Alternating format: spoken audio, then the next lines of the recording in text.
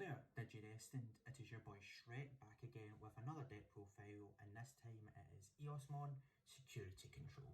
The deck performed a lot better than what I anticipated it to be. I actually thought it was more of a meme than anything else. However, it did well at locals. It did lose, I think, 3 rounds out of the 4, but I think that was just due to me being a bad pilot with the deck. And there were certain situations where my security was just not very good, which obviously made it a little bit more difficult to win games.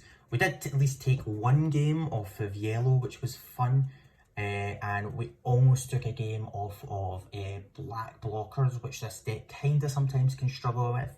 It's mainly you just have to kind of hope you see your Wyvern's Breath against those matchups. So without further ado, we'll jump into the deck profile and we'll start off with the Eosmon lineup. So we play 2 level 6 Eosmon.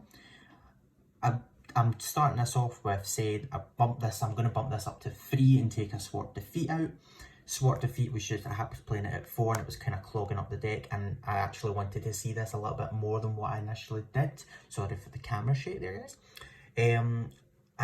Its ability is really strong, which is when digivolving, for each tamer on the field, you choose an Eosmon from your discard pile and you put it underneath into its Digisource in any order you want. So it just makes it a massive beefy boy, or girl, I guess. I don't know, don't discriminate. And if you put 2 or more, if you put 2 in its Digisource, you can destroy a card on the opponent's field, a Digimon obviously, which is really strong, especially in this kind of meta. Being able to kind of control the board a little bit is just really nice. And it's your turn effect is for every 3 Eosmon you have in its Digisource. Is it Eosmon or is it just anything? It's just every 3 Digisource that you have underneath it. It will gain a security attack +1, so obviously you can combo off with all those by putting a sugar amount, a lot of Eosmon underneath it to just pump it up to do insane amounts of damage. So that's for the level 6. For the level 5, we do play 12 Eosmon. Eosmon's effect is amazing with the fact that you can play up to 50 of these in a deck, and when attacking you can play a level 5 or lower Eosmon from your hand without paying its memory cost, and it's inheritable as this turn, this Digimon gets plus 1000 DP, which obviously stacks underneath this to make this massive. And next we play 4 Eosmon. This lineup here, the 12-4, I wouldn't actually change, if I'm completely honest with you. I seen them when I needed them, especially with the recycling, not the recycling, but the deck cycling aspect, thanks to Momoa, and comboing it off with this Eosmon. I never really had a situation where I didn't see them when I didn't need them, and they weren't clogging up my hand too much, which is good. Moving on to the yellow portion of the deck, we have 3 Magnadramon. Magnadramon has an insane ability, which kind is one of the reasons why security control obviously does so much in the meta currently. And it is on play if you have 3 or fewer cards in your security, you trigger your recovery +2, which is absolutely insane. And its second effect, which is really good, but it's not really you don't really use this card for its second ability. However, it's there if it's ever needed. When attacking, you can play a yellow level 3 Digimon card from your hand without paying its memory cost. So it's actually not that bad. However, we're using it mainly for that recovery +2, just to give the Eosmon that little bit more kind of defensive power and being able to last a little bit longer. Next up, we play 4 Salmons. Salmon is probably the best level 3 in my opinion, for the simple fact is it is on deletion. If you have 3 or fewer cards in your security, you can recovery +1. So if you're sitting at 2 security, you can combo these 2 off and go back up to 5. Yeah, 5 security, which is really fun. And then the Digi Eggs for yellow, we play 4 of the Upamon, which combo really well with Salmon being It's inheritable when attacking once per turn. If you have 3 or fewer security cards, you draw a card. So you're never really moving the Salmons up until you are able to get its effect off. However, there are certain times where you just have to do it to win the game. And moving on to the last cards for Digimon, we play 4 of Omnimon Sword Defeat. As I said earlier, I'll probably cut one of these for an Eosmon level 6 because 4 was kind of clogging up my hand a little bit too much, and I think 3 will be a perfect number for that. So moving on, we'll move on to Tamers. So for Tamers, we play 4 Momoa Bellucci. Momoa is literally what makes the Eosmon engine so viable, in my opinion. So it's a memory setter, which is really good. So being able just to be guaranteed that free memory each turn is very strong, and especially in this deck.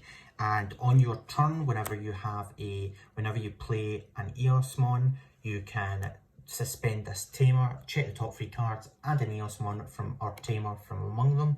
Can be any tamer, doesn't have to be white, doesn't need to be anything like that, just any tamer.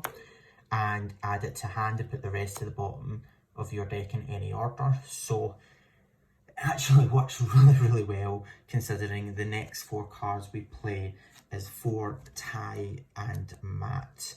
If you don't know what Tai and Mat does, it is start your turn. If your opponent has a level 6 Digimon on the field, you gain 2 memory, which obviously can stack.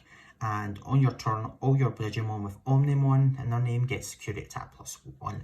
It's not really there for the security attack, it's mainly just to gain more memory. However, because we have Omnimon Sword Defeat in the deck, it just adds a lot more pressure onto that.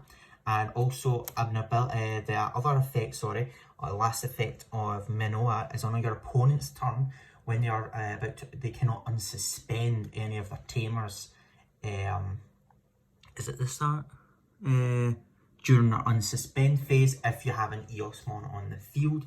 A lot of people forget that during the game. I think there was one time when I actually personally forgot it when I was playing with the deck, and I was like, oh wait a minute, you shouldn't have done that, but we fixed it. It wasn't really too much of an issue at that point in time when we figured it out. But this is deadly against the Ulfos Vidramon matchup. If you see this and they've got an Eosmon in the field, you best get rid of their Eosmons as quickly as possible, so you don't need to worry too much about the last effect, since it can just completely kill your turn.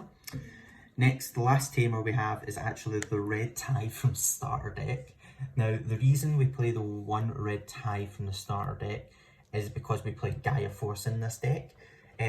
You want to mainly see the Gaia Forces in your, obviously, security. However, there are times where you see the Gaia Forces in hand, and obviously trying to find this can be a wee bit of a pain, hence why Momoa is so strong in this deck, because you're able to find this one off very quickly, or you're able to figure out if it's in security or not, which is nice. And also its other effects is during your turn, all your Digimon get 1 + 1000 DP can be very crucial in this game, in this deck, because having a Eosmon level 5 being at 7k can actually win me a couple of games. So it is very nice to have. So I probably wouldn't change this to the memory setter. I think I would just keep it to this tie. If I needed it, I seen it when I wanted to, thanks to Momoa. I probably won't change anything else about this deck other than obviously the Eosmon with the Sword Defeat thing, as I said earlier on. And that's it for the tamers.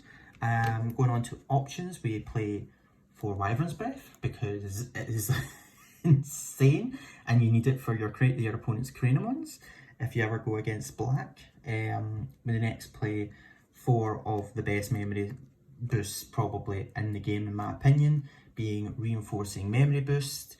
Reinforcing Memory Boost is a reveal the top 2 cards of your deck, place 1 in security and 1 into hand. And then obviously it's got the delay to then gain 3 memory when you want to pop it. So this is really good with stacking your security and getting those cards back in hand. What I personally like to do and like to see is when I hit a Reinforcing Memory Boost, I like to I like adding one to hand from the reinforcing if I check it from the top two, because then it just gives me that extra security as well. So it's just personally, in my opinion, it's just plussing so hard. And last but not least, as I said earlier on, we play the 4 Gaia Force. Gaia Force is very self-explanatory. It's been in the game since the beginning, and that is delete one of your opponent's Digimon, and that's it. That is the deck. However, it's pretty self-explanatory, to be honest with you. You just look at any security list and you just go, cool, now how do I add Eosmon into that deck? And that is how you do it. Hopefully you guys enjoyed. If you did, please hit that like, subscribe, and comment down below what you would like to see next.